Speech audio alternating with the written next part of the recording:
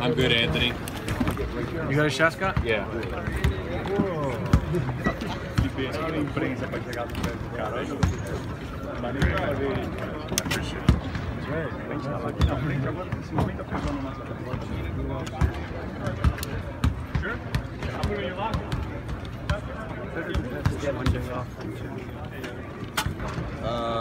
I mean, after a game like Game 3, it helps to move on quicker. Especially when you got to follow the schedule and get back at it. I'm like straight on. How did it seem like plays? I'm like straight on. How did it seem like plays?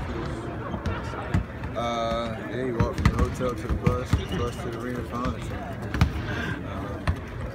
Knowing him, he'll be ready to go. I haven't talked to him, so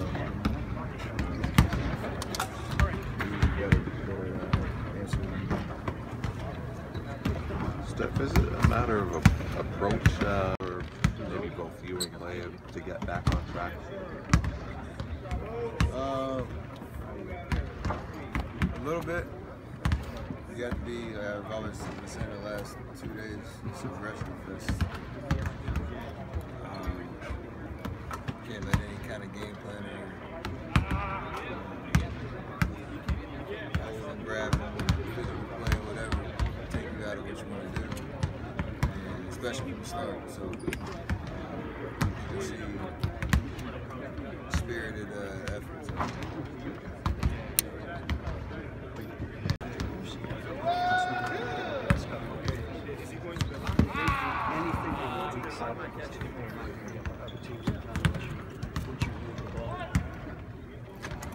I mean, most possessions I've got good looks in those kind of situations. Tristan does a good job of bailing out completely 10 people on line, so he's quicker than most bigs to do it. So he has to be able to use that against him. That's the really only option, and he's done a decent job of it. We've missed some shots in those situations that we normally make. But other than that, they try to do a lot of switching like we do, and we have a lot of counters that we haven't got to in the last game and a half. So we'll figure that out. So what's the line between getting guys back to violations? You guys normally like to get 3, 4, 5 passes. What's that fine line between running your offense and getting pushed where you have to force up shots? When we're sharp and crisp with our cuts and passing, you gotta take the first open shot. It's a successful possession at that point.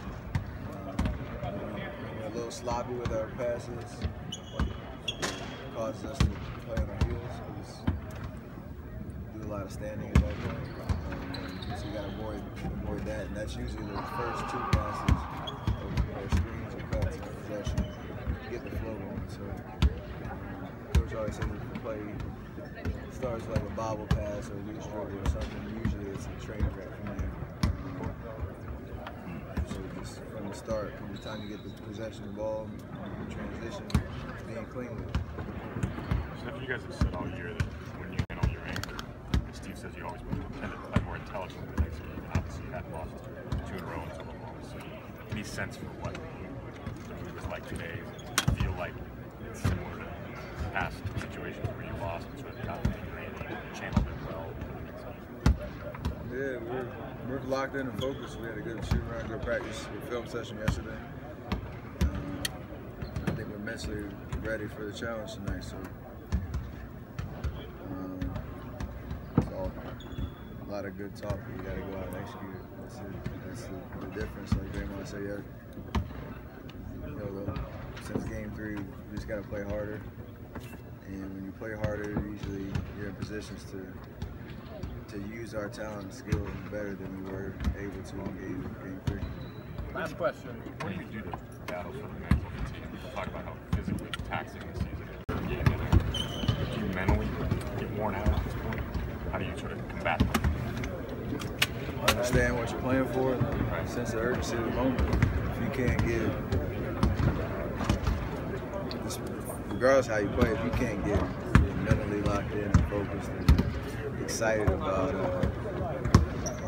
each game that we get dressed up for, knowing we're playing for a championship, we're in the wrong business. So whatever you got to do to get rejuvenated,